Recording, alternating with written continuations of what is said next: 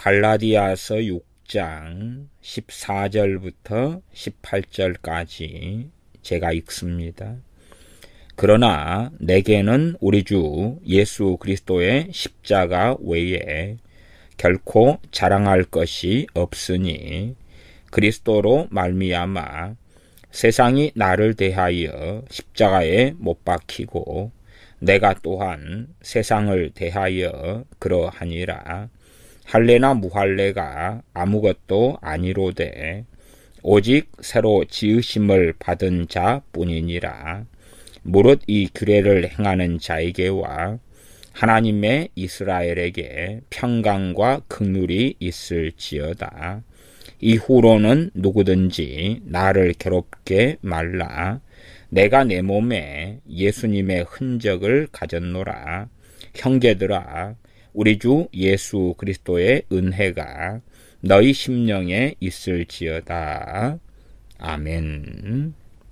종교개혁자 존 칼빈의 갈라디아서 강해 설교 마지막 43번째 설교입니다. 제가 대부분 지금까지 존 칼빈의 갈라디아서 강해 설교를 읽어드리면서 좀 적을 때는 50%, 많을 때는 한 90% 정도까지도 본문의 설교들을 읽어드렸습니다. 43편의 존 칼빈의 갈라디아서 강해 설교를 하면서 띄엄띄엄 해왔기 때문에 소요된 그러한 시간은 아주 긴 시간이 흐른 것 같습니다. 2016년 10월에 시작해서 벌써 해를 넘겨서 아주 몇 번을 넘겨서 2019년 1월이지 않습니까? 이번 시간에도 존 칼빈의 갈라디아서 강해 설교의 한 80% 이상의 본문은 읽게 될 것 같습니다. 아쉬움이 그래도 꽤 남지만 아마 제 개인적으로는 제 생애에 존 칼빈의 갈라디아서 강해 설교를 다시 이렇게 읽어 드릴 만한 그런 일은 아마 없지 않은가 싶습니다. 사실상은 이러한 칼빈의 갈라디아서 강해 설교를 마치고 다른 강해 설교들을 좀 읽어 드릴까 하는 개인적인 그러한 원함은 있어 왔습니다. 현실적으로는 꽤 어렵지만 그러합니다. 어렵다는 것은 예를 들어서 존 칼빈의 신명기 강해다 그러면 지금 현재 출판된 신명기 강해가 4권이 출판되어 있습니다. 주로 이제 3권까지가 신명기 8장, 이 주로 8장의 앞부분 얼마까지가 3권, 다시 말하면은 설교 60편입니다. 4권까지 해봐야 신명기 10장, 신명기는 34장으로 이루어져 있지요. 그렇기 때문에 이 신명기 강해, 칼빈의 신명기 강해가 그렇게 인기가 있는 게 아니기 때문에 출간이 2013년 1월 4권 출간되고 아직은 제 알기로는 소식이 없습니다. 정말 신명기 강해가 다 나와도 설교는 가볍게 200편이 넘을 거고 책으로 따지면 10몇 권이 되겠지요. 그래서 그런 것은 좀 불가능에 가깝다. 읽어드리는 것 자체가 불가능에 가깝다. 출간되지도 않을 뿐만 아니라 지금 나와 있는 4권까지만 해도 80편이니까 그렇지요.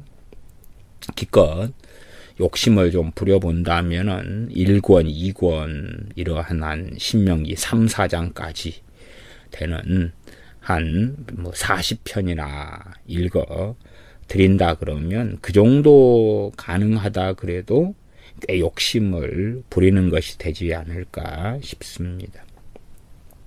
이제 마지막 존 칼빈의 갈라디아서 강해 설교 43번째 본문은 읽어드린 대로 갈라디아서 6장 14절부터 18절까지 제가 469페이지부터 읽어가겠습니다. 우리는 사도 바울이 세상을 기쁘게 하고 핍박을 피하기 위해서 환경, 형세를 관망하는 자들을 꾸짖는 것을 앞에서 보았습니다. 이렇게 하는 것은 그들로 하여금 복음을 왜곡하게 만들었으며 오늘날에도 그와 같은 예를 수없이 볼 수 있습니다. 로마 가톨릭 교황 세력에 의하여서 핍박이 좀 심하여져 가면 말을 바꾸는 것이지요. 대한민국에도 교회나 목사들이나 이 종북 좌파가 강성하고 또한 정권이 주사파에 의하여 장악되고 그러면 소위 말하면 나 우파다 주장했던 많은 자들이 좌익에 달라붙는 것을 봅니다. 그러한 일은 목사들에게서도 아주 많이 일어나 왔던 것이지요. 그러면 종교개혁기 때에 로마 가톨릭에 의하여 전쟁과 고문과 잡혀 죽는 것, 핍박 그런 일을 당했을 때는 이렇게 복음을 왜곡하고 이러한 환경 형세에 따라서 말을 바꾸는 그러한 자들은 아주 많았다 그 말입니다. 계속 읽겠습니다.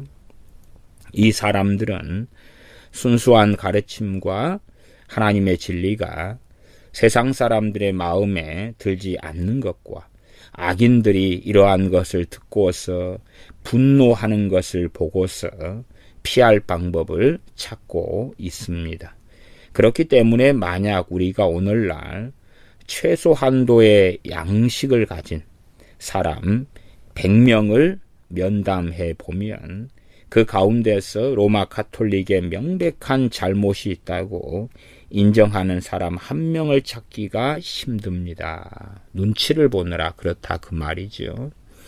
대부분의 사람들은 우리는 그들로 하여금 모든 것을 버리도록 강요해서는 안 되며 우리는 종교개혁자들이고 그들은 로마 가톨릭이죠. 모든 것을 버리도록 강요해서는 안 되며 또 비록 그들이 계속해서 그 밖에 많은 다른 어리석은 악습 속에 있더라도 그들이 보다 부당하고 어리석은 미신적인 습관을 버리려고 한다면 그것으로 충분하다고 말합니다.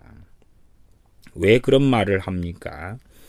그들은 존경과 인정받고 싶어하며 또 그들이 핍박을 피할 수 있다면 그들이 복음의 순수성을 더럽히든 말든 그것은 그들에게 별 상관이 없기 때문에 그러합니다. 그들로 하여금 그렇게 하도록 유도하는 것은 그들이 사람들에게 중요하게 여김을 받고 명성을 얻고 싶어하는 것 외에 무슨 이유가 있겠습니까? 그리고 사도 바울이 생존했던 시대 이후로 계속해서 이러한 분란을 일으켜온 마귀는 오늘날까지도 이것을 계속하고 있습니다. 거기에 대한 최선의 대책을 사도 바울은 여기서 제시하고 있습니다. 그것은 갈라디아서 6장 14절의 말씀인데 그러나 내게는 우리 주 예수 그리스도의 십자가 외에 결코 자랑할 것이 없다는 말씀입니다. 우리는 우리 주 예수 그리스도의 십자가 외에는 자랑하지 않아야 합니다.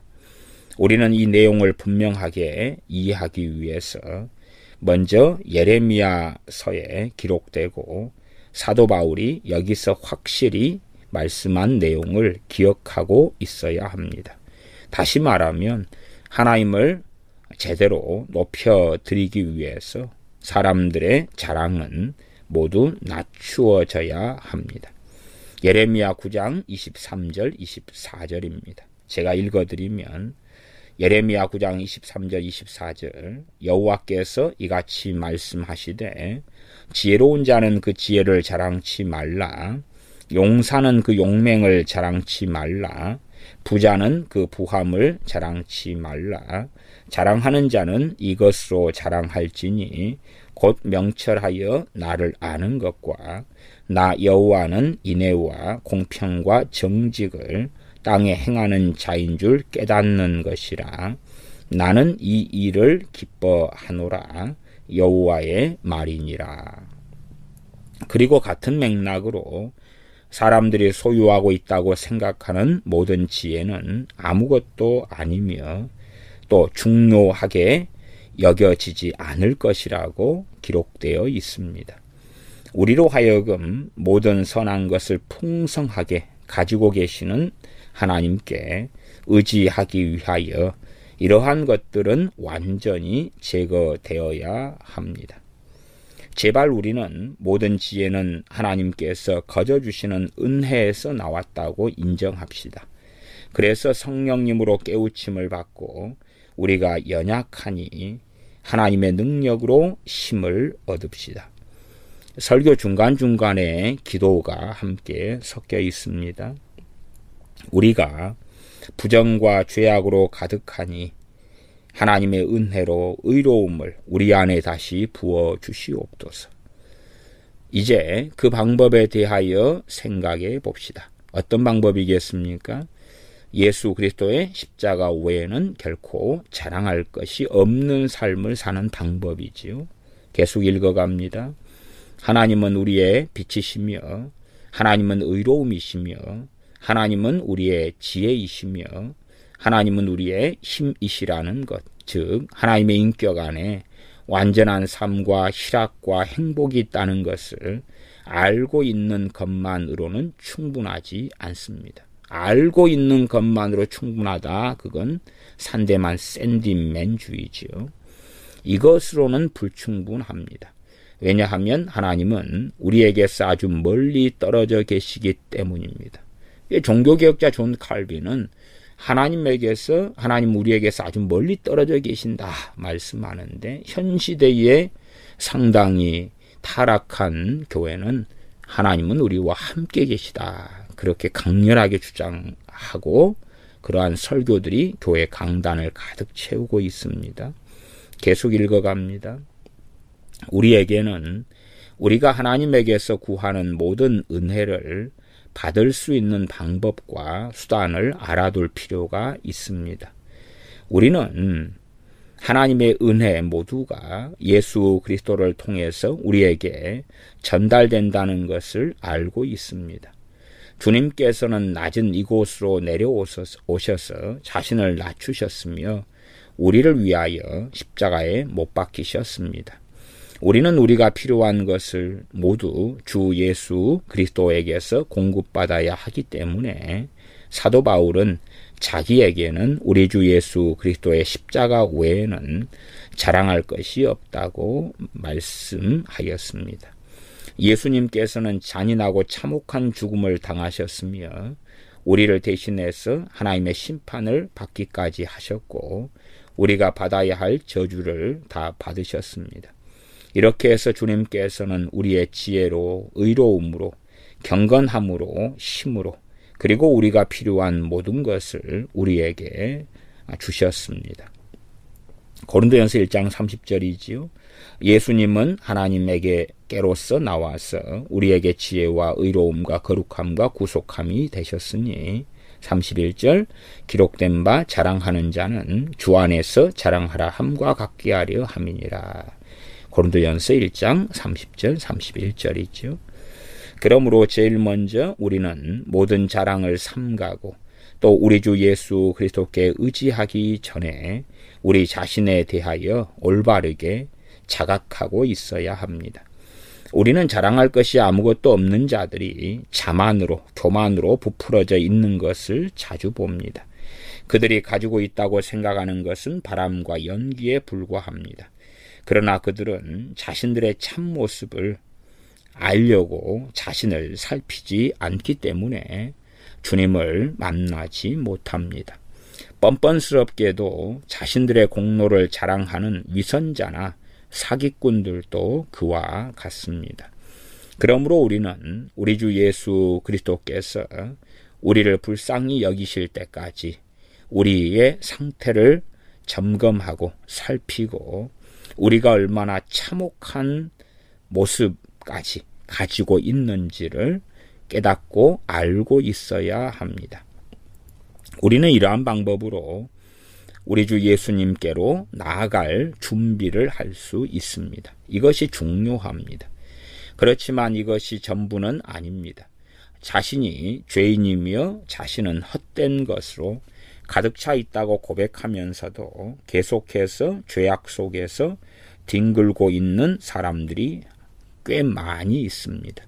왜 그렇습니까? 왜냐하면 그들은 하나님의 심판을 예상하지 않았으며 그들의 마음은 세상에 속아서 잠들어 있기 때문입니다. 술 취함과 외도 등에 빠진 쾌락주의자들은 그들의 죄를 변명할 수 없습니다. 그리고 사실 그들은 그것을 당연히 부끄럽게 여겨야 합니다. 그럼에도 불구하고 그들은 죄악에서 즐거움을 얻는 것처럼 보이며 마치 습관이 된 것처럼 그런 짓을 계속합니다. 그들은 세상에 중독이 되었으며 마귀가 그들의 눈을 가렸기 때문에 그들은 언젠가는 자신의 삶을 정산해야 한다는 것을 알지 못합니다. 어리석게도 그들은 계속해서 지금처럼 악한 일을 좇고 있을 것이며 또 그들에게는 탄식할 일이나 무서워서 벌벌 떠는 일은 결코 없으며 웃을 일만 있을 것으로 믿고 있습니다. 현 시대에는 이 교회 안에서 하나님의 심판에 대하여 제대로 가르쳐지거나 설교되지 않지요. 심지어는 나는 칼빈주의를 믿는다 그런데도 종교개혁가 존 칼빈은 왜 하나님의 심판을 예상하지 않느냐, 믿는다고 하면서도 악행을 저지르는 자들이 왜 담대하냐 하면 자신은 상급의 심판만 받고 이 하나님의 자신의 행위에 대하여 심판받지 않을 거라고 믿기 때문에 죄를 행하고 살아가면서도 세상에 중독되어 살아가면서도 담대하다는 것이지요. 종교개혁 시대나 지금 시대나 차이는 별로 없는 것을 확인하지요. 473페이지 계속 읽어갑니다. 우리는 모든 자만과 거만을 벗어버리고 또 우리가 주 예수 그리스도 안에서 위안을 받게 될 때까지 안식할 수 없다는 것을 깊이 생각해야 합니다. 그 다음에 기도문이 나왔습니다. 우리로 하여금 우리의 눈을 떠서 우리의 타락한 모습을 보고 그것을 부끄럽게 여기게 해 주시옵소서. 그것뿐만 아니라 이 땅에서 생활은 아무것도 아니고 또 하나님께서 우리가 하나님을 따르고 있는지 또한 따르고 있지 않은지를 깨닫게 해 주시옵소서. 우리 각자로 하여금 아침 저녁으로 우리의 죄에 대하여 생각할 수 있게 해 주시옵소서. 우리의 죄가 우리를 찌르는 꼬챙이가 되어서 우리가 하나님께로 나아가도록 자극하게 해 주시옵소서. 우리로 하여금 이 세상에 매인 짐승과 같이 되지 않게 하시고 우리의 부족함이 우리 주 예수 그리스도께로 인도하게 해 주시옵소서. 기도문 다음에 계속 읽어갑니다. 우리는 항상 어떻게 해서든지 잘난 자가 되려고 합니다. 그러므로 사도 바울은 우리에게서 그와 같은 욕심을 제거시키기 위해서 하나님의 독생자이신 예수 그리스도께서 우리를 위하여 십자가에 못 박히셨으므로 주님만이 우리의 유일한 자랑거리가 되어야 한다고 말씀합니다. 또한 나아가 우리가 우리 주 예수 그리스도께서 우리에게 주신 은혜만을 자랑하게 될 때에 우리는 세상을 대하여 십자가에 못 박히고 세상이 우리를 대하여 그러하게 될 것이라고 말씀합니다. 갈라디아서 6장 14절 제가 다시 읽어드리면 내게는 우리 주 예수 그리스도의 십자가 외에는 결코 자랑할 것이 없으니 그리스도로 말미암아 세상이 나를 대하여 십자가에 못 박히고 내가 또한 세상을 대하여 그러하니라. 세상에 대하여 십자가에 못 박히지 않는 자, 즉 권력이 있는 자리에 올라 중요한 자가 되려고 하는 자와 또 존경을 받게 해주고 높은 자리로 승진시켜 달라고 요구하는 자들, 바꾸어 말하면 자신들의 욕망에 따라서 여기저기 모든 것을 즐기면서 돌아다니는 자들은 물론 예수 그리스도의 십자가를 자랑한다는 것이 무엇인지 모릅니다. 왜냐하면 그들의 출발이 잘못되었기 때문입니다. 그들은 내적으로 혼란을 일으키고 있습니다. 그러므로 사도 바울은 자신의 자랑의 기초를 주 예수 그리스도의 십자가 위에 두고 있을 때는 그는 세상을 포기하고 버렸다고 확실히 말할 수 있습니다. 각 사람은 자신의 본능의 지배를 받고 있으며 지금의 이 세상, 다음에 올 세상에 대하여 생각하는 사람이 거의 없습니다. 사람들이 하나님께서 성령님을 통해서 그들을 감동시키지 않으시고 그들을 하나님 곁으로 데려오지 않으실 때에는 그들이 모두 길을 잃고 방황하지만 그들의 욕망이 다양해서 그것을 자세히 조사해 보면 한 사람은 이 방향을 향해서 가고 있는가 하면 다른 사람은 그와 완전히 반대되는 방향으로 가고 있는 것을 보게 됩니다. 즉 사람들은 모두 세상 사람들 앞에서 중요한 자가 되고 싶어 하고 또 개인적인 이익과 쾌락에 사로잡혀 있습니다. 그러나 사도 바울은 만약 우리의 모든 자랑이 예수 그리스도 안에 있으며 또 예수님께서 당신의 십자가를 통해서 우리를 하나님 아버지께 부탁하셨으며 또 우리를 위한 하나님 나라를 보장하셨다는 것을 알게 되면 우리가 이 세상을 포기하고 이 세상과 결별하기가 쉬울 것이라고 하였습니다. 자신의 죄책감으로 아프게 찔림을 받아 압도당한 사람은 누구나 확실히 예수 그리스도를 통해서 주시겠다고 하는 은혜를 받고자 할 것이고 그에게는 점점점 이 세상이 아무런 가치가 없게 되어질 것입니다. 우리의 삶이 매우 허약하며 떠돌아다니다가 사라지는 연기에 불과하다는 것을 정확하게 알고 있는 사람은 하나도 없습니다. 사람들은 여전히 정욕으로 불타고 열을 내고 있으며 그로 인하여 세상에 빠져 넋을 잃고 있습니다. 우리가 하나님께서 우리에게 주시겠다고 하시는 보물을 받아들이는데 냉담하고 더딘 이유는 우리가 이 세상 것들의 마음을 빼앗겼기 때문입니다. 사실 우리는 이 세상을 너무나 귀하고 사랑합니다. 무엇이 우리로 하여금 그렇게 합니까? 그것은 우리가 하나님께서 얼마나 귀중한 은혜를 우리에게 주시려고 하시는지 모르기 때문입니다. 그러니 이 두 가지를 함께 합해야 합니다. 즉 우리가 세상에 대하여 십자가에 못 박히고 또한 세상이 나를 대하여 십자가에 못 박히게 해서 예수 그리스도께서 십자가에 못 박히신 것만을 우리의 자랑으로 삼아야 한다는 것입니다. 그리고 말로 하는 것이 행하는 것보다 쉽지만 우리 각자는 어디에 있든지 그렇게 행하려고 노력해야 합니다. 우리가 일단 이 가르침을 받은 이상 실천해야 합니다. 만약 우리가 하나님과 천사들 앞에서 기독교 신자로 인정을 받으려면 사도 바울이 여기서 우리에게 가르쳐준 내용을 따라야 합니다. 얼마나 정확한 설교입니까? 예수 그리스도의 십자가만으로 자랑하는 삶을 살아야 한다. 그래야지만이 하나님과 천사들 앞에서 기독교 신자로 크리스찬으로 인정을 받게 된다. 그렇게 476쪽 중간에 설교하고 있습니다. 계속 읽습니다. 자신을 살펴서 자신의 참모습과 그들이 예수 그리스도와 떨어져 있는 동안에 처해 있는 상태에 대해서 생각해 보는 사람은 자신들이 받아 마땅한 하나님의 진노에 몹시 놀라 간담이 서늘해질 것입니다. 그러므로 우리 자신을 살펴보는 것을 배웁시다.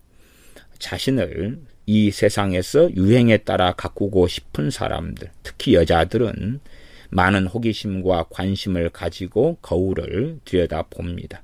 그러나 거기에는 우리를 하나님 앞에서 겸손하게 해주거나 우리에게 자랑할 것이 무엇이 있는가에 대해서 생각해 보게 해줄 우리의 부족한 점이나 우리의 죄는 거울을 통해서 반사되지는 않을 것입니다. 우리 스스로를 아무런 과장 없이 성실하게 살펴보는 법을 배웁시다. 그리고 우리가 우리의 부족함과 한심한 모습을 깨닫게 되면 주 예수 그리스도께 나아갑시다. 십자가를 통해서 모든 오만과 자존심과 우리의 자랑거리가 다 무너졌으니 우리로 하여금 정말로 세상에 대하여 십자가에 못 박히게 합시다. 기도입니다. 세상이 우리에게 아무런 의미도 가지지 못하게 해 주시옵소서. 사도 바울은 우리가 세상과 관련해서 우리 자신에 대하여 십자가에 못 박힘으로써 우리는 정말로 이 세상을 포기할 수 있고 또 거기에서 분리될 수 있다는 것을 강조합니다. 이 말씀은 우리의 지긋지긋한 욕심은 극복되어야 한다는 뜻입니다. 왜냐하면 하나님의 독생자께서 우리를 대신해서 그렇게도 모욕적인 죽음을 당하셨기 때문입니다. 그 다음에 기도가 나와 있습니다. 우리 주 예수 그리스도의 순환과 죽음이 우리 마음속에서 크게 효력을 발휘하게 하시고 우리의 욕심이 전에 했던 것처럼 우리 안에서 우리의 마음을 사로잡지 않게 해 주시옵소서. 우리가 주님을 통해서 누리고 있는 영적인 은혜와 비교해서 이 세상 것은 다 썩어질 것이기 때문에 지푸라기나 썩은 물건으로 이 세상 것들을 여기게 해 주시옵소서. 사람들이 열렬히 탐내는 것들은 모두 주님께 나아가는 걸림돌이 되며 사탄이 우리를 잡기 위하여 쳐놓은 그물에 불과합니다.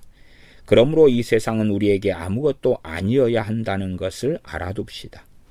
그리고 하나님께서는 우리에게 인자하시며 우리를 당신의 자녀들과 후사로 인정하신다는 사실을 완전히 알고 확신합시다. 하나님의 축복이 없으면 우리는 가장 처참하게 될 것입니다. 따라서 우리는 이 세상을 홀가분하게 지나가야 하며 이 세상에 집착하거나 어떤 것으로 인해서 발걸음을 머뭇거려도 안 됩니다.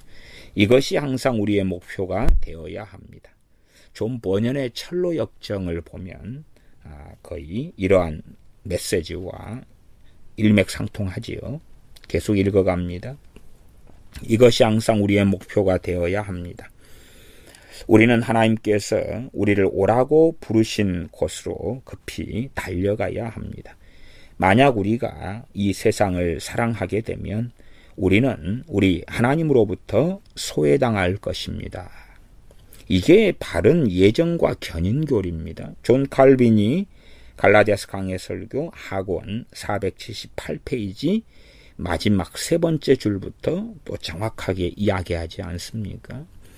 극단적 칼빈주의자들은 하나님의 예정과 견인이다. 그렇게 해서 구원의 책임을 하나님께 떠넘겨버리고 은혜라는 말을 사용해서 극단적으로 잘못 해석해서 자신은 책임이 없다. 책임을 하나님께 다 전가시켜버리는 그러한 이상한 비성경적인 예정이나 선택, 견인 교리를 주장합니다. 제가 다시 존 칼빈의 이 부분을 읽어드리면 우리는 하나님께서 우리를 오라고 부르신 곳으로 급히 달려가야 합니다. 만약 우리가 이 세상을 사랑하게 되면 우리는 우리 하나님으로부터 소외당할 것입니다. 그것이 바로 예복 입지 않은 자다 그 말입니다. 다시 말하면 배교의 길에 들어서는 것이지요. 이것이 이 말씀을 통해서 우리가 명심해 두어야 할 내용입니다. 그리고 갈라디아서 6장 15절 말씀이 이어집니다.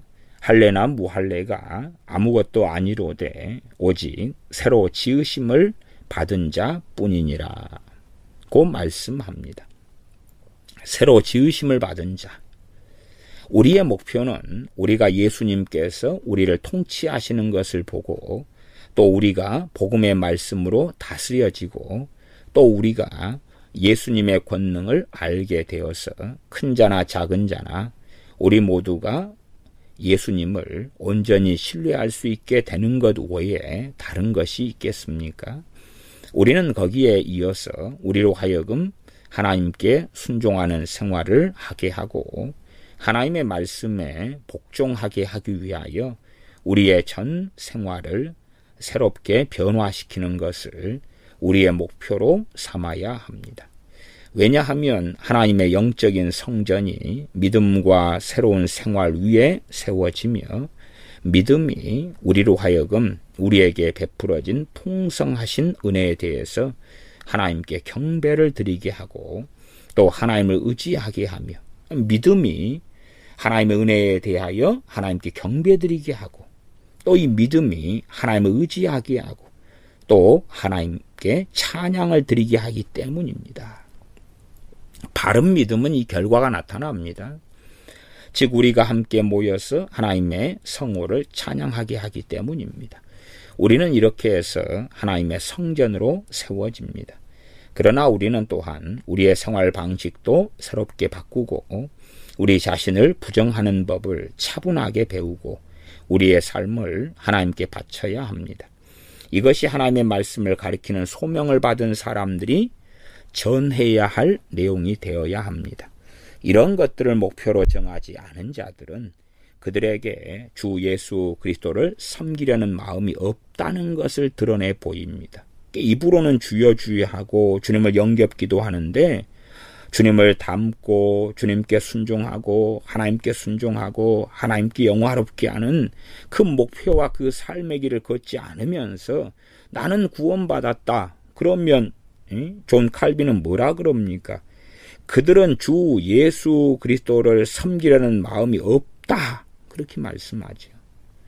주님을 섬기려는 마음이 없는 자들이 어떻게 주님께서 그들의 구주가 되시겠느냐 그 말입니다. 480페이지 계속 읽습니다. 따라서 사도 바울은 제일 중요한 것은 예수 그리스도 안에 새로운 피조물이 되는 것이라고 선언합니다. 바꾸어 말하면 만약 우리가 예수 그리스도 안에 있는 것으로 여겨지기를 원한다면 고린도 후서에 있는 말씀과 같이 우리는 새로운 피조물이 되었다고 고백할 수 있어야 합니다. 고린도 후서 5장 17절이죠.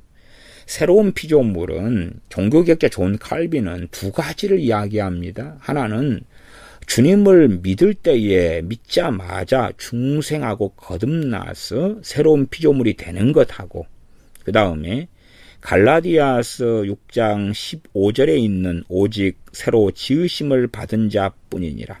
다시 말하면 새로운 피조물이 되라는 명령에 예수를 믿는 사람들은 순종하여 신앙의 여정 속에 새로운 피조물이 또한 하나님의 거하실 성전으로 지어져 가야 한다고 말씀하는 것입니다. 주님 믿어 중생했다, 새로운 피조물이 되었다, 끝. 그렇게 하는 자들은 잘못된 신앙이다 이야기하고 있는 것이다 그 말입니다. 계속 읽습니다. 만약 어떤 사람은 자기의 말로서 말재주로서 다른 사람은 자신의 총명함을, 다른 사람은 자신의 학식을, 다른 사람은 자신의 예의 바름을 자랑할지라도 그것은 모두 헛된 것입니다. 그러므로 우리는 우리 자신과 이 세상을 버리는 방법을 배우고 우리를 자유케 하시기 위하여 우리를 사신 주님께 헌신해야 합니다. 비싼 대가를 지불하시고 우리를 소유로 삼으신 예수 그리스도께서 우리를 소유하시고 우리로 인하여 크게 기뻐하시는 것이 지극히 당연하기 때문입니다. 이것은 우리가 우리 자신을 부정하고 우리의 걸림돌이 되고 있는 육신적인 것들을 모두 배척하지 않으면 이루어질 수 없습니다. 이것이 우리가 지켜야 될 내용입니다. 사도 바울은 여기서 전에 벌였던 논쟁이 의식적인 율법과 관련이 있었기 때문에 할례와 무할례에 대하여 말합니다. 할례나 무할례가 아무것도 아니로되 갈라디아서 6장 15절이지요. 그리고 그는 여기서 그 율법을 할례를 예로 들어서 다루고 있습니다. 유대인들은 한동안만 임시적으로 지속시킬 의도로 제정되었던 모든 형상과 그림자를 보존하려고 했습니다. 지금도 유대주의나 혹은 메시아닉 주 혹은 백투 예루살렘, 이스라엘 중심주의에 빠져서 비성경적으로 한 걸음 더 나아가서 이 그림자와 형상을, 율법의 의식들을 보존시키려는 그러한 미혹된 사람들이 많은 것을 저는 많이 보아왔습니다. 사도 바울은 모든 것을 조롱하면서 우리 주 예수 그리스도께서 오신 것은 우리로 하여금 이와 같은 옛날의 형상을 지키도록 장려하시기 위해서가 아니라고 말했습니다. 그러나 성전의 휘장이 둘로 갈라졌으며 예수님 자신이 율법 아래 있던 모든 그림자의 실체이시며 몸체이시기 때문에 이제 우리는 예수님으로 만족해야 하며 할례가 더 이상 필요치 않다고 했습니다. 요 율법의 의식이 그림자와 형상이다, 좀 이런 거에 대한 종교개혁자 존 칼빈의 가르침을 얼마간 받아도 정말 미련 바보 벅수가 되는 많은 목사, 많은 설교자들 같이 되지는 않을 것입니다. 지금 시대는 얼마나 많은 목사, 설교자들이 이 율법의 의식에 형상과 그림자와 이 예표라는 바른 이해를 가지지 못하는 사람들이 참 많습니다. 기본이 안 돼 있는 그러한 설교자들이 아주 많습니다. 계속 읽습니다. 481페이지입니다.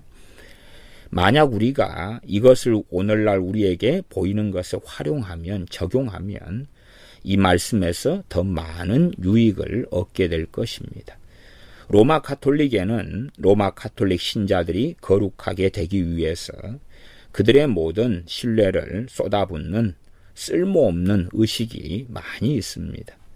우리가 로마 가톨릭 신자들에게 그들은 어떻게 해서 하나님의 은혜를 받고 그들의 죄 사함을 받느냐고 물어보면 로마 가톨릭 신자들은 성수를 뿌리고 촛불을 켜고 향료를 쓰고 오르간과 합창대와 성지순례와 그 밖에 이것저것이 있다고 자랑합니다.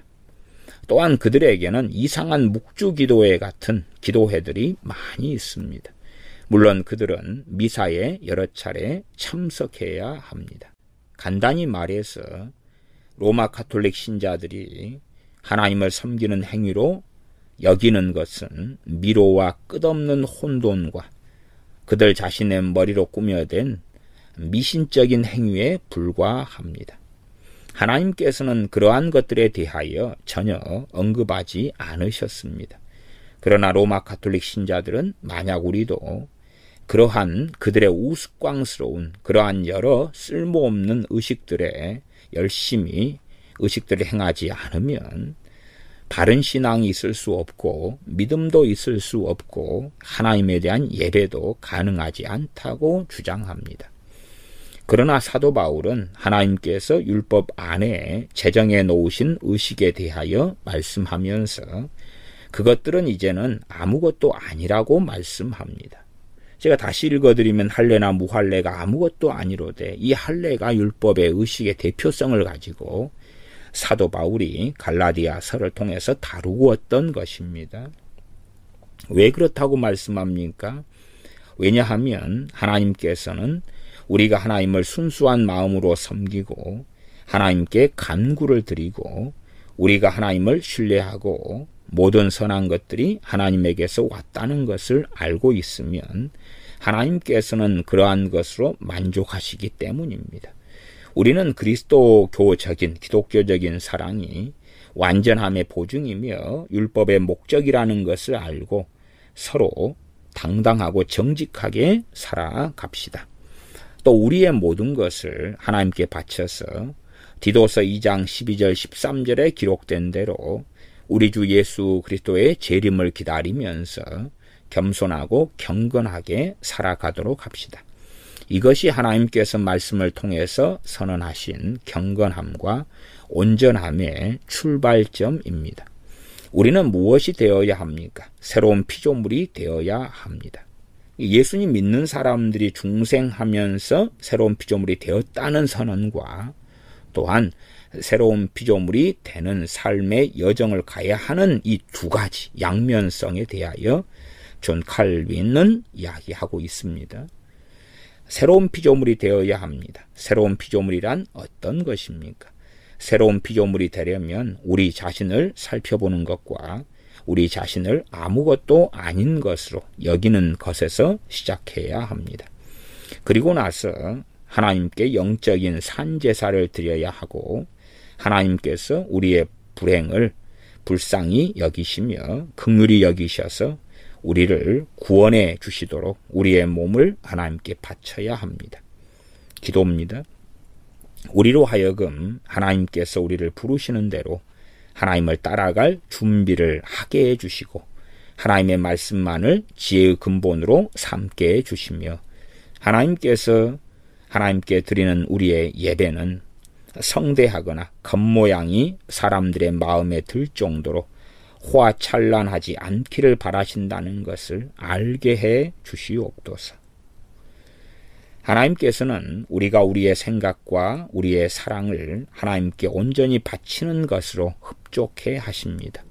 더욱이 사도 바울이 여기에서 한 말씀을 이해하고 그 말씀을 우리의 삶에 적용하는 것이 우리의 책임입니다. 자신의 죄를 자랑하지 않으며 그들이 언젠가는 하나님의 심판을 받아야 한다는 것을 알고 하나님께 의지하는 자는 확실히 자신에 대한 모든 자랑을 버릴 것입니다. 참 잘못된 가르침이 믿는 자는 상급의 심판만 받는다. 그 웃기는 소리를 하는 것입니다. 그러기 때문에 자신들의 죄에 대해서 회개할 줄 모르고 담대한 기독교인들이 아주 많은 것입니다. 그러나 종교개혁자 존 칼빈은 정확하게 설교하지요. 자신의 죄를 자랑하지 않으며 그들이 언젠가는 하나님의 심판을 받아야 한다는 것을 알고 하나님께 의지하는 자는 확실히 자신에 대한 모든 자랑을 버릴 것입니다. 하나님의 심판을 우리가 받아야 한다. 하나님의 심판대 앞에 서야 된다는 것을 아는 자들은 자신의 자랑을 버려갈 수밖에 없고 점점점 그리스도 예수님의 십자가만으로 자랑할 수밖에 없다는 것이지요. 483페이지 읽어갑니다. 더 나아가서 하나님께서 말씀을 통해서 우리에게 무엇을 요구하시며 하나님께서 어떻게 우리의 섬김을 받고 싶어 하시며 또한 무엇을 기뻐하시는지를 알게 될 것입니다. 그래서 그들에게는 위선자들이 좇는 무의미한 짓에 속을 위험이 없어질 것입니다. 끝으로 사도 바울은 무릇 이 규례를 행하는 자에게와 하나님의 이스라엘에게 평강과 긍휼이 있을지어다 라고 말씀합니다. 갈라디아서 6장 16절 말씀입니다. 무슨 일이 일어나도 하나님께서 제정하신 규례는 변하지 않고 그대로 남아있을 것입니다. 우리는 이 사실을 확실하게 받아들여야 합니다. 이 규례를 행하는 자에게와 그렇게 말씀하고 있었습니다. 따라서 우리 모두는 하나님께서 당연히 다스리셔야 하며 또 하나님의 율법이 우리의 생활 규범이 되어야 한다고 확실히 믿고 있습니다. 지금 율법의 의식하고 율법 자체하고 다르다 그 말이에요. 율법 안에가 율법의 의식이 들어가 있는데 율법의 의식은 주님에 대한 그러한 그림자와 예표였고 그래서 더 이상은 이제 주님께서 오신 이후로는 율법의 의식들을 지킬 필요가 없다 그 말이에요. 그러나 율법의 의식들에 대한 말씀들은 필요하죠. 왜? 주님을 더 잘 알고 깨닫고 보여주기 때문에 그러하지요. 그러나 율법 자체가 폐해진 건 아니라 그 말이에요. 율법은 우리의 생활 규범이 되어야 한다. 그렇게 존 칼빈은 말씀합니다. 계속 읽습니다. 우리는 자기 나름대로의 고유한 그러한 관례를 갖고 있지 않은 어리석은 사람들은 한 사람도 없는 것을 압니다. 어리석은 사람들일수록 자기 나름의 말씀이 아닌 관례, 관습, 편견, 독선을 가지고 있다 그 말이지요. 그들이 나에게는 내가 옳다고 생각하는 것을 행할 자유가 있어야 하고 하나님은 그것에 관여하지 않아야 합니다. 라고 말하는 것과 같기 때문에 실제로 그러한 자들은 하나님을 뒷전으로 밀어내버리고 있습니다. 로마 카톨릭의 여러 의식들이 그러한 거다 그 말이에요. 더군다나 성경이 없는 그러한 율법의 의식들을 모방한 찌라시 가짜 카톨릭의 의식들을 행하면서 하나님이 받아주셔야 한다고 로마 카톨릭 신자들은 착각하는 것이지요. 사람에게는 참으로 극악무도한 뻔뻔스러움이 있습니다. 그들은 여기저기에서 타협을 하며 함부로 짓거리며 처음에는 이쪽으로 벗어났다가 다음에는 저쪽으로 벗어납니다. 이 규례는 어떤 것입니까? 규례는 우리로 하여금 우리 주 예수 그리스도께서 복음을 통해서 우리에게 보여주신 완전함을 푯대로 삼게 합니다. 우리는 우리의 살아있는 동안에 이 완전함에 이르지 못합니다. 그러니까 이 한 개인이 완전체가 되는 것에 대해서는 존 칼빈은 반대합니다. 그건 가능하지 않다는 거예요. 저는 설교할 때에 이 성경 고린도전서 12장 등의 말씀은 지체됨으로써의 완전, 또한 일시적인 완전은 가능하다. 그러나 성령 충만이 없어지면 완전할 수도 없고, 하나님의 은혜가 사라지면 그 자기 착각 속에 나 온전했다 라고 착각해도 그렇지 않다 그 말이에요. 심지어 초등학생이 100점 만점 맞아도 중학교에 들어가면 모르는 거 투성이구나. 중학교 3년 동안 100점 만점으로 다 배워도 또 고등학교에 가면 그렇잖아요. 이 사람들이 자기의 어리석은 수준에 머물고 있을 때는 내가 완전하다 그렇게 주장하기도 한다 그 말이에요. 그러나 거룩한 천사들이 우리를 볼 때에는 얼마나 우리의 허물이 많이 보이겠냐 그 말이에요. 하물며 거룩하신 하나님께서 우리를 보실 때는 우리의 착각 속에 완전하다고 주장한다 할지라도 얼마나 허물과 어리석음이 많겠냐 그 말이에요. 완전하다 그 사람은 말씀 66권을 마음이나 생각이나 감정이나 입이나 행동이나 다 지키고 순종해야지. 그래야지 최소한의 완전에 이르렀다라고 주장할 수 있겠지요. 계속 읽어갑니다. 우리는 우리의 생존 중에는 이 완전함에 이르지 못합니다.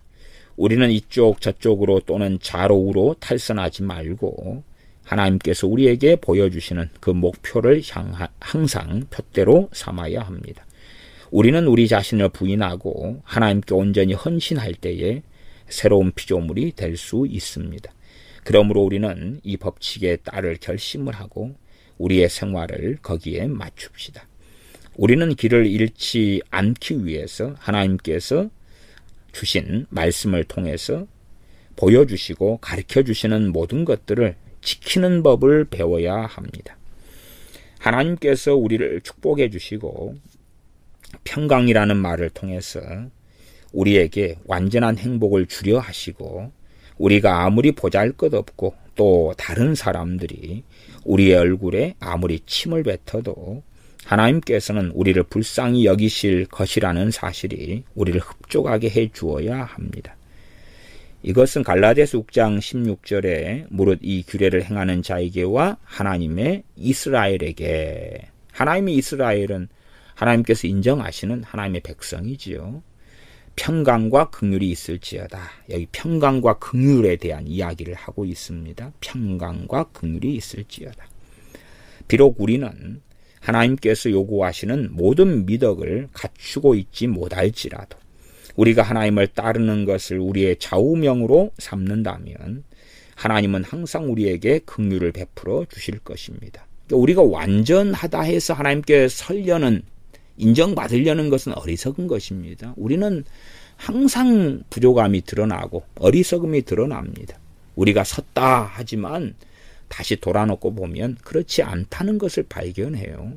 그럼에도 불구하고 연약함과 부족함에도 불구하고 하나님을 따라가는 쩔뚝거리는 걸음을, 넘어져도 다시 일어나서 걷는 걸음을 걷는다면 하나님께서 우리를 불쌍히 여겨주실 거고 또한 하나님의 평강과 긍휼이 우리에게 있을 것이다. 그리고 이를 믿어야 한다고 존 칼빈은 설교합니다. 만약 우리에게 하나님의 보살피심이 있다면 그것으로 충분합니다. 반면에 성령님께서는 하나님의 규례에 순종하는 자들을 축복하시지만 탈선하는 자들과 자신의 생각을 자신의 법률로 삼는 자들을 저주하시고 미워하시며 몹시 싫어하신다는 것을 우리는 알고 있습니다. 죽은 신학을 하는 자들은요, 항상 몇 가지 교리를 가지고 성경을 마음대로 해석하려고 해요. 죽은 신학. 그 죽은 신학 가운데 굉장히 강렬한 것이 극단적 칼빈주의입니다. 극단적 칼빈주의. 예정, 하나님의 작정, 하나님의 섭리, 하나님의 구원, 뭐 이런 걸 가지고 맨날 자기들끼리 집 까부르는 것이에요. 자기의 확신에 젖어 사는 것이. 하나님께 책임 전가하고. 그러나 종교개혁자 존 칼빈, 와, 예정론 어디에서 왔냐? 존 칼빈. 그러면 정말로 존 칼빈이 뭐라고 설교하는지는 좀 듣고 읽어보면, 야, 우리가 주장하고 믿는 것이 칼빈하고는 상관이 없는 거네. 그 정도는 알 거 아니냐 그 말이야. 그러나 카드라 통신을 믿기 때문에 그러한 수고와 노력은 전혀 하지 않으려 하죠. 왜? 두렵잖아요. 내가 믿고 있는 것이 최소한 종교 개혁자들과는 상관이 없구나. 존 칼빈과는 상관없구나. 심지어 성경과는 상관없네. 그것이 드러나면 얼마나 두렵고 무섭습니까? 진실을 알려고 하지 않아요. 대한민국도 박근혜 전 대통령을 탄핵시켰던 이 세력들, 국민들, 거짓 언론에 속아 넘어간 사람들이 진실을 알면 얼마나 수치스럽겠습니까? 설교를 통해서도 박근혜 전 대통령을 막 욕하고 비난했던 많은 유명한 목사들, 설교자들이 진실을 알려 하지 않아요. 시간이 흘러가도. 왜? 진실을 알면 자기가 했던 주둥아리에서 나왔던 하나님의 말씀이랍시고 강단에서 했던 이 거짓말들에 대하여 얼마나 수치스럽겠습니까? 알려고 하지를 않아요. 알려고 하지를 않아요. 그것은 참 대한민국 상황이나 시국이나 또한 바른 말씀에 대해서나 바른 신학에 대해서도 마찬가지 경향성입니다. 사람의 완악함과 강팍함이죠. 487페이지 읽습니다. 그들이 세상 사람에게서 아무리 귀히 여김을 받으며 또 그들이 자만고 오만심으로 아무리 중독되었으면 그들이라는 것은 자신의 생각대로 그냥 살아가는 자들이다 그 말이에요. 성령님께서 저주하시는 자들, 미워하시며 몹시 싫어하는 자들. 말씀대로 살려고 발버둥 치고 그 길을 걷는 사람이 아니라 자기 멋대로 사는 거예요. 그러한 자들이 세상에서 유명하고 명예가 있고 중요한 인물이 되었다 할지라도 하나님께서는 그들을 여전히 가증스럽게 여기시는 것을 우리는 알 수 있습니다. 우리가 기억해 두어야 할 것은 우리의 생활의 기준으로 삼아야 할 규례는 하나밖에 없으며 그것은 복음에 담겨 있다는 사실입니다. 복음도 짧게 작은 복음으로 이야기하지 마시고요. 어떻게 이해하셔야 되냐 그러면 마태복음, 마가복음, 누가복음, 요한복음. 기본적으로 마태, 마가, 누가복음 같은 경우는 회개하라, 천국이 가까웠느니라. 혹은 세례 요한에 회개하라. 하나님 나라 천국이 가까웠느니라. 그렇게 주로 시작하지 않습니까? 그렇기 때문에 이 복음을 정말 포괄적 광범위하게 이해하셔야 되지. 주님 이 땅에 죄를 위하여 오셨고 십자가에 달리셔서 십자가에 죽으시고 사흘 만에 부활하셔서 승천하셔서 다시 오실 거야. 끝. 그리고 믿는 자는 천국 가고 구원받아. 끝. 그렇게 생각하면 뭐 하려고 마태마가 누가 요한복음을 읽냐 그 말이에요. 또한 복음의 진수가 담겨있는 로마서나 갈라디아서 등을 왜 읽겠냐 그 말이에요. 왜 상고하지요? 또한 복음을 증거하는 직접적인 설교들이 사도행전에는 아주 많이 실려 있습니다. 스데반 집사님이나 사도 베드로나 사도 바울이나 직접적으로 복음을 전한 설교들이 담겨 있다 그 말이에요. 그러나 지금은 복음을 아주 축약시키고 아주 간단하게 만들어 가지고 그래 가지고 이제 죽은 복음으로 만들어서 이 복음 하나면 충분합니다. 그런 주장을 합니다. 복음 그러면 마태, 마가, 누가, 요한복음이니까 그 정도의 이해는 가지고 있으면서 복음만으로 충분하다 그러면 아멘, 그럴 수 있는 것이에요. 계속 읽습니다.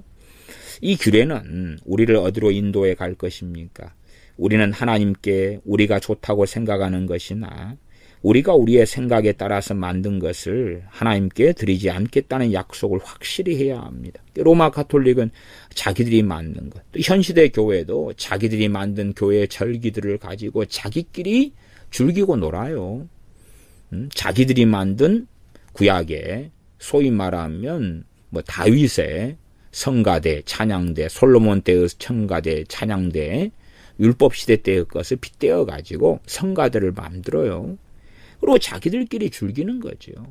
물론 100%의 성가대가 그렇다는 이야기는 아니에요. 그러나 전반적이죠. 전반적이에요. 자기들을 위한 성가대지 하나님을 위한 성가대라고 자칭타칭 주장하지만 저는 그렇게 인정하기 어렵다. 그렇게 저는 말씀드려 왔습니다. 계속 읽어갑니다. 우리는 하나님과 하나님의 말씀에 온전히 순종해야 합니다. 우리는 예수 그리스도 안에서 온전하게 된다는 것을 알아야 합니다. 따라서 우리는 하나님 한 분으로 만족해야 합니다. 만약 우리가 하나님께서 우리를 부르시는 그곳에 따라가면 우리를 불쌍히 여기실 정도로 하나님은 자애로우시며 우리의 삶이 축복을 받으며 하나님으로 인하여 행복하게 된다는 것을 알아야 합니다. 반면에 만약 우리가 사도 바울이 여기서 말씀하는 규례를 지키지 않으면 세상 사람들이 우리를 어떻게 생각하든지 간에 우리가 세상에서 얼마나 칭찬을 받고 명예를 가지고 있느냐 하고는 아무 상관없이 우리는 저주를 받게 될 것입니다. 487페이지입니다. 이것이 바로 존 칼빈이 말하는 예정과 견인이다 그 말이에요. 이것이 불가항력적 은혜가 아니잖아요. 불가항력적 은혜인 부분이 있고 가항적 은혜인 부분이 있다 그 말이에요. 왜 그렇게 간단하고 단순하게 말도 안 되게 자기 논리로 신학을 만들어 놓고 그리고 다른 말씀의 절반 이상을 삽으로 파내버리고 없애버리냐 그 말이에요. 그러면서 나는 말씀대로 살고 믿는다 주장하는 것이에요. 다시 읽어드리고 넘어가겠습니다. 만약 우리가 사도 바울이 여기서 말하는 규례를 지키지 않으면 세상 사람들이 우리에 대해서 어떻게 생각하든지 세상 사람들이 우리를 얼마나 칭찬하든지와 아무 상관없이 우리는 저주를 받게 될 것입니다. 그리고 그는 하나님을 영적으로 섬기는 자들을 하나님께서는 자신의 백성으로 인정하시기를 기뻐하신다는 것을 입증하기 위해서 사도 바울은 하나님의 이스라엘이라는 말을 첨가했습니다. 하나님의 이스라엘이 육적인 이스라엘이 아니다 그 말이에요. 백투 예루살렘 운동은 거의 육적 이스라엘 빠져버렸는데 하나님의 이스라엘이라는 것은 하나님을 영적으로 섬기는 자들, 그러한 자들을 하나님께서 하나님의 백성을 인정하시기를 기뻐하시고 그러한 자들이 하나님의 이스라엘이다.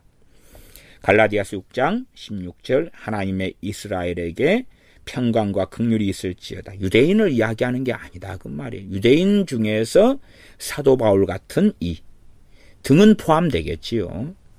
그러나 이방인 중에서 정말 하나님을 섬기는 그러한 자들이 바로 하나님의 이스라엘이다. 유대인이든지 헬라인이든지 상관없이. 계속 읽어갑니다. 488페이지입니다. 사도 바울이 갈라디아서에 처음부터 끝까지 논쟁을 벌였던 그의 반대자들은 율법의 모든 의식을 계속 존속시키고 싶어 했습니다. 유지시키고 싶어 했다. 왜냐하면 그들은 그러한 율법의 의식들을 마치 오늘날 천주교 신자들이 성유, 거룩한 기름, 성유와 그 밖에 이것저것을 지키고 싶어하는 것과 똑같이 진실한 교회의 표지로 여겼기 때문입니다.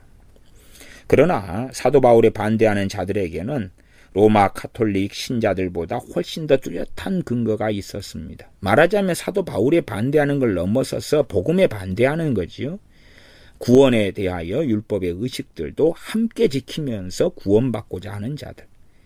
그러나 로마 가톨릭의 의식들은 율법의 의식들의 모방품입니다. 갈라디아서에서 이야기하는 이 잘못된 자들은 율법의 의식을 지키려고 그랬고, 구원받기 위해서 복음 플러스 율법의 의식.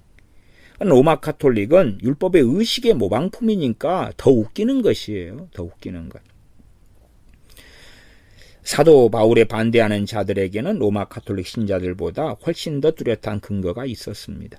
그리고 비교적 반대자들의 주장이 더 강력했습니다. 왜? 율법이라는 구약 성경이라는 근거를 가지고 하니까 그렇다 그 말이에요. 그렇지만 사도 바울은 그럼에도 전적으로 그들의 주장이 잘못됐고 그들의 주장에 대해 반대했으며 하나님은 그 중에 어떤 것과도 아무런 관련이 없다고 증거하였습니다. 하나님께서는 율법의 그림자를 제정하시어 한동안 잠시 동안 사용하셨고 율법의 의식들은 그림자로서 그 기능을 다하여 백성들을 주 예수 그리스도께로 인도해 준 것이 사실이지만 지금은 주 예수 그리스도 안에서 그 실체와 진리를 갖게 되었으니 우리는 이 그림자를 모두 버려야 합니다. 우리가 어떤 아파트가 지어질 때에 아파트의 조감도를 그 공사장 앞에다가 붙여놓잖아요. 그런데 이제 아파트가 다 지어진 다음에는 조감도를 치워버리지요. 왜? 실체가 있기 때문에 그렇지. 율법의 의식들은 주님께 인도하는 몽학선생이 되어줍니다. 그러나 주님께서 오셨는데 몽학선생을 붙잡고 살 수는 없잖아요. 지금 여기에서는 몇 페이지에 걸쳐서 율법의 의식들, 그림자로서, 모형으로서, 예표로서의 율법의 의식들에 대한 설명을 하고 있습니다. 이러한 부분만 좀 읽고 들어도 좀 목사들이 좀 기본은 조금 갖춰갈 거라 저는 생각하는데 참 답답할 때가 많습니다. 488페이지 제가 다시 읽어갑니다. 하나님께서 율법의 그림자를 제정하셔서 한동안 사용하셨으며 그 그림자는 그 기능을 다해서 백성들을 주 예수 그리스도께로 인도해 준 것이 사실이지만 지금은 주 예수 그리스도 안에서 그 실체와 진리를 갖게 되었으니 우리는 이 그림자를 모두 버려야 합니다. 로마 가톨릭 신자들은 우리에게 자신들이 주장하는 교회에 대해서, 진정한 교회에 대해서 말할 때 그들은 틀림없이 세 개의 관을 쓴 교황, 관이 3단 관인가 그렇죠. 그들의 광대극을 연출하기 위해서 자신을 위장하는 주교들을 포함시킵니다.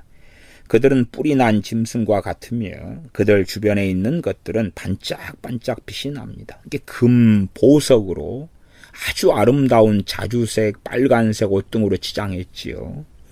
신부들과 수녀들도 그와 똑같아서 순진한 백성들의 눈을 어지럽게 합니다. 로마 가톨릭 신자들의 말에 의하면 이러한 것들이 하나님의 교회를 구성한다고 합니다.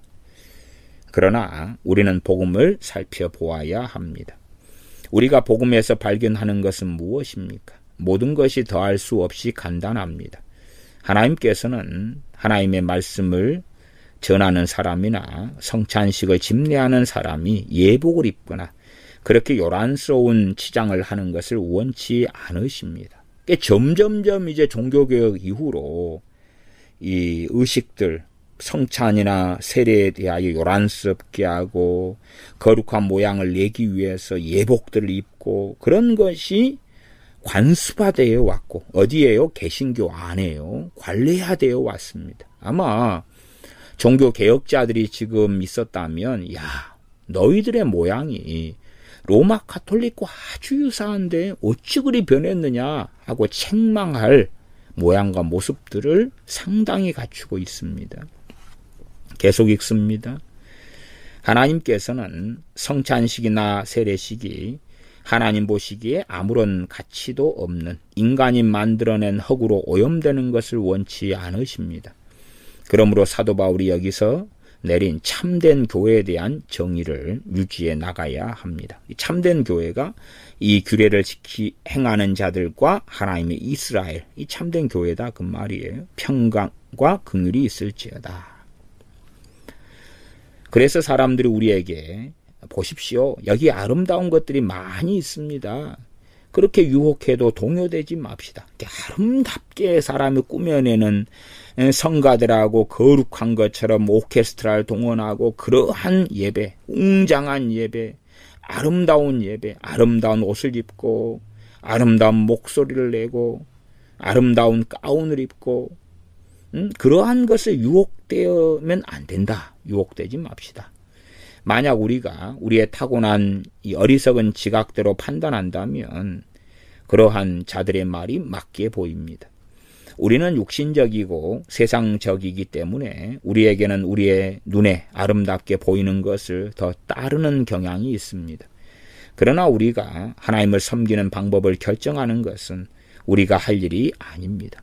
아름다운 것, 신학교 박사다, 교수다, 그러면 아멘, 할렐루야. 또 한국에는 상당히 선교사를 목사보다 앞세우는 경향이 많습니다. 선교사 그러면 순교의 각오를 하고 고난을 받고 그러니까 선교사가 말하면 더 맞겠지 그런 게 있지요. 좀 선교사들은 과장, 뻥, 자기의 행함이 아닌데 다른 사람들의 것을 가지고 사진 동영상을 찍거나 어쩌다 있는 것을 가지고 자신의 위대한 사역의 증거와 열매로 삼거나 그런 것도 많아요. 어쨌든 그러나 그런 것을 의심하지 않고 순진하게 넘어가는 경우는 아주 많지요.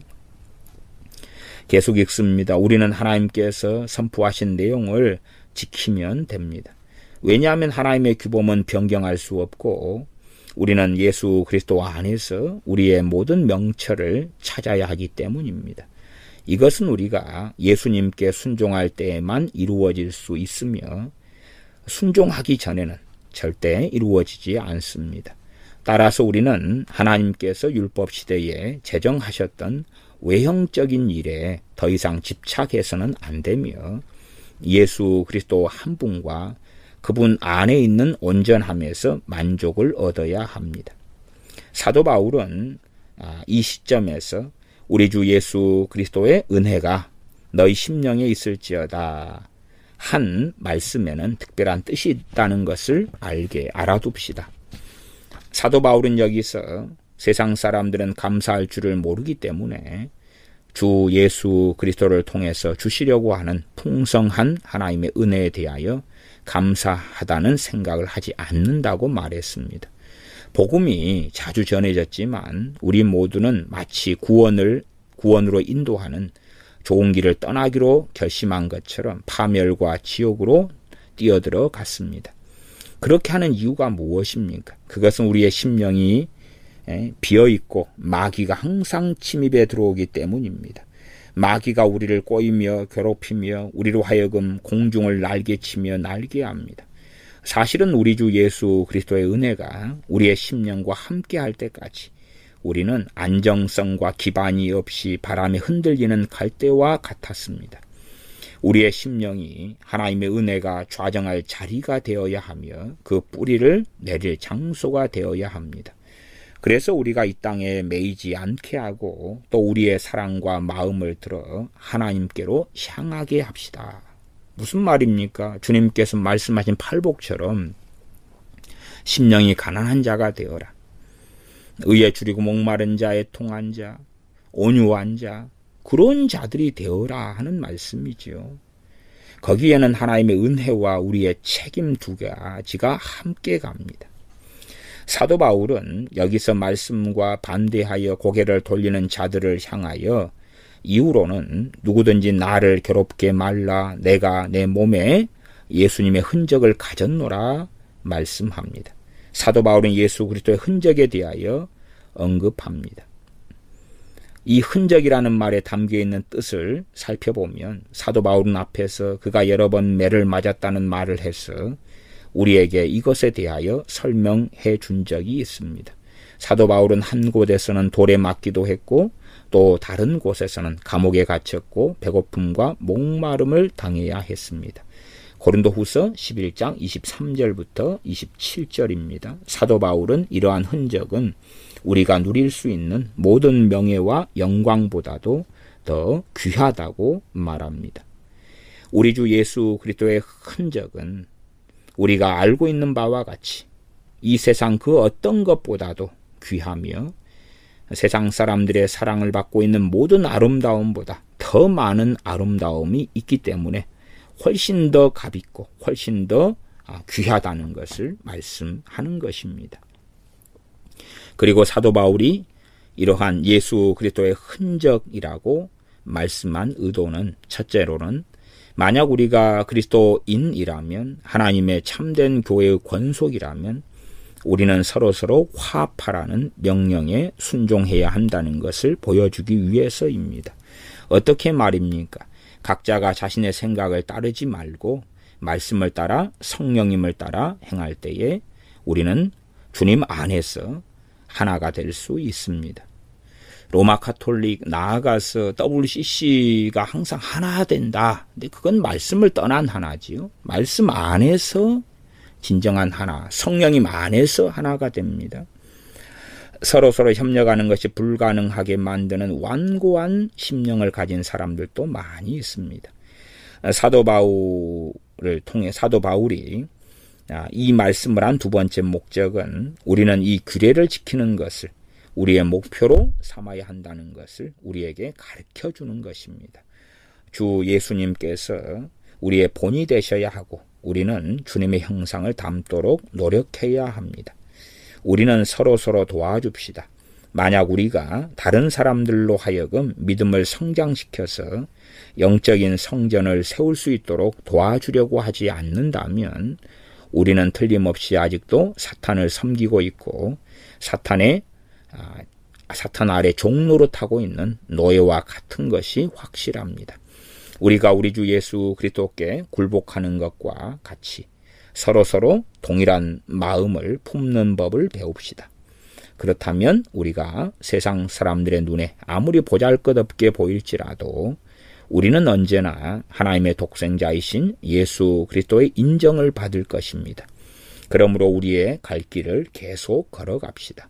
만약 사람들이 교회의 주님 안에서 참된 교회의 화합을 깨뜨리고 우리 주 예수 그리스도의 통치를 확장시키기 위해서 그들의 능력에 따라 봉사하기를 거절한다면 그들이 부끄러움을 당하는 것과 그들을 강제로 흩어 놓은 것이 지극히 당연합니다. 참 로마 카톨릭이나 WCC가 화합을 추구한다고 주장하지만 걔네들이 최근에 있었던 호주연합교회 그 교단처럼 동성 결혼을 그것을 이 교단 총회가 결정하고 그러면 교회가 화합이 아니라 분열되고 갈라지고 찢어지고 쪼개지는 거지. 나아가서 주님과 화합되는 게 아니라 그것을 따르는 자들은 마귀와 하나 되는 그러한 길을 걸어가는 거지. 그러나 그러한 자들이 주장하는 것은 다 교단 총회가 하나님 말씀과 다른 걸 결정했다 할지라도 다 아멘하고 따라가야 한다. 그것이 진정한 하나됩니다. 그 길을 가다 보면 결국은 로마 카톨릭과 하나 되게 될 것이다. 이것이 하나님께서 원하시는 하나됩니다. 그렇게 주장하는 거지요. 마지막 단락입니다. 제가 읽고 마무리하겠습니다. 하나님께서는 그들의 자만심과 오만함 때문에 그들을 파멸시켜야 합니다. 우리가 지금 소유하고 있으며 또 우리 주 예수 그리스도의 죽음과 고난을 통해서 매우 비싼 대가가 치루어지고 또 복음을 통해서 우리에게 매일매일 주시겠다고 하시는 그 풍성한 은혜를 계속해서 누리기를 소망한다면 우리는 이 말씀을 기억하고 있어야 합니다. 로마 카톨릭 입장에서는 종교개혁자들이 오히려 교회의 화합을 깨뜨리고 무너뜨려서 분열시켰다. 분리주의자들이다. 저항자들, 프로테스탄트 그러지만 사실은 로마 카톨릭 얘네들이 참된 교회를 무너뜨리고 혼합시키고 하나님에게서 분리시킨 자들이죠. 참된 교회의 화합과 하나됨을 분리시킨 자들이 로마 카톨릭이지 종교개혁자들이 아닌 것입니다. 그러면 참으로 지금은 화합이라는 주장 속에서 점점 말씀을 무너뜨리고 말씀과 상관없는 교회의 화합과 하나됨으로 가는, 심지어는 북한과 하나 된다.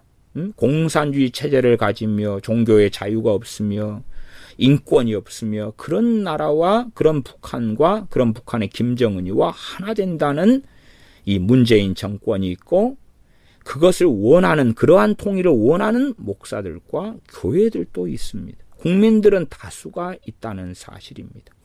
어떻게 그러한 자들이 저주를 피하고 면하겠는가 하는 것입니다.